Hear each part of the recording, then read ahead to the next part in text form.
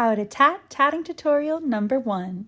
I have been learning and practicing my stitches, and after just 1 week, I feel confident enough to give you a little tutorial. This will be the basic 2 steps to tatting if you haven't tatted yet. As you can see, I've used up all the thread my boyfriend's grandma gave me, just making it up as I go while I practice my stitches. I don't know about you, but when I'm learning something new, before I go to make something extravagant or special, I try to just fully understand what I'm doing, solve my own mistakes, and make it make sense. Once you get the 2 steps I'm about to teach you, I recommend practicing without attachment until you're ready to start a pattern like that. That's the next step for the both of us. Okay, so let me teach you how to tat. All you need is this tatting shuttle. Mine is metal, I thrifted it, and it turns and opens, which makes it really easy to wind the thread.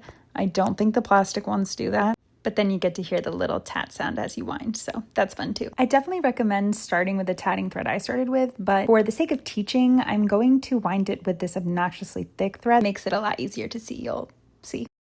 Now I snapped my shuttle back together, and you can see I have the thread coming from the back far side to the front where the little hook is. That's the direction you want the thread. Now you gauge a good amount of thread between your left hand and your right hand, and take the thread and put it in between your thumb and your pointer finger. Now circle that thread around the rest of your finger. So you're making a circle around those fingers. I'm going to cut the excess here, but you're making a circle around your fingers, holding it together between your thumb and your pointer finger, and then extending out your index finger to make like a doorway. This is what your shuttle will go through. I made a joke that I was going to be like this all day, and Mimi was like, no, you're going to be like this all day. Okay, so that's what you want to think about. The shuttle is like a little boat, and it's going to go back and forth. Okay, so let me pick up my circle again. So I'm going to call this like the circle thread.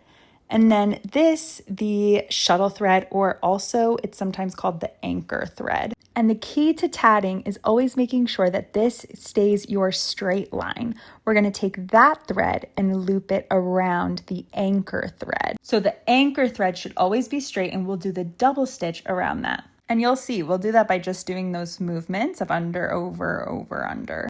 So we have like our doorway, but I'm going to use my pinky finger to pull the anchor thread nice and taut so I can go under both of them, all the way under, and then over just the circle thread under the anchor thread. I find it really helpful to use the pinky to like pull that anchor thread to the side. Okay, now we're going to pull that anchor thread, but do you see the anchor thread is looping around the circle thread, and we want it to be the opposite. We want that anchor thread to be straight and the circle thread to be looping around the straight anchor, okay? This is the hardest part. This just takes practice, because I'm going to release the tension in my left hand and then pull my anchor thread taut. So you see it flips. So now the anchor thread is straight and the circle thread loops around that. And that is the first half of your double stitch. To complete this stitch, I'm going to set up my doorway again. The pinky is not as necessary here because I'm going to go all the way over and then under the circle thread over the anchor thread. You'll see we have that loop again, the anchor thread looping over the circle thread. But if I pull it taut, it flips and you pull it in, and that, my friends, is your double stitch. And it's just looping around that anchor thread, so you should be able to pull on it to slide it against your anchor thread and make that circle bigger so you can go again. I will say with the pinky, some people loop it around their whole hand. It just requires a little more wrist turning than I'd like to do. So I'm finding the pinky works best for me. Here we go again, over, under, over. And after you pull it taut and release the tension in your left hand, you can almost use that index finger to like push out and help that flip happen for our second double stitch. So it's mostly just a series of double stitches, except for the picots, little loops. So to make a picot, we're going to pull both the anchor thread and the circle thread in the same direction and give it a little bit of space before using your pointer finger and your thumb to hold it down. I just need to extend my thread a little bit, and then we're going to go back with the same double stitch. Pull with the pinky out. We're going to go under, over, under. Release the tension, pull it taut, let it flip, and then we're going to finish that by going over, under, over, pull it through, release the tension, let it flip, And then you have a double stitch. Just to make this picot a little bit tighter, I'm going to do it one more time. Under, over, under, flip, and over, under, over. All right, so now you see I had that little space there.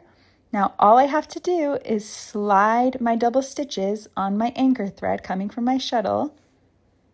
And now we have a little loop, our first picot. So this chunky tat is the same as this tatting thread tat, which is the same as this sewing thread tat, which actually I found easier to like get the flips because it was so slippery. And all you need is your shuttle, double stitch, loops, and I think that's great practice for now. This is a chain that I started making, again, just practicing. Once I care more, I'll be more careful about the measurements and the spacing. But even just this I could see is totally a cute little trim on a dress or a purse. So these are the first 2 simple steps to tatting, as I found it easiest on my hands, but we still got a lot to learn.